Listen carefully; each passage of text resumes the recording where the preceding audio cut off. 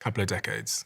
I think Russia's invasion of Ukraine a few years ago, and the immediate first few months, I should say the first year, was the peak of the last few decades. I think we've backed away from that a little bit, but I think that was the peak. I don't think more today than, let's say, a year ago, but I think a year and a half ago more so than, the 20, 30 years prior. And do you think if Iran had developed a nuclear weapon, they would use it based on those three pillars you described earlier? No. You don't think they would? No, because the regime's not suicidal.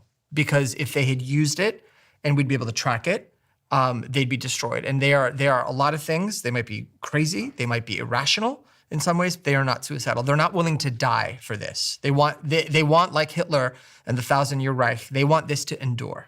And it's not going to endure with the which is why Khamenei, the supreme leader, maintained a threshold of nuclearization. If you cross that threshold to being a nuclear weapon state, then all of a sudden he has a big target on his back, either from within or from without. And his goal is to have the regime endure for 1,000+ years, not to have it be sacrificed at the altar of nuclearization.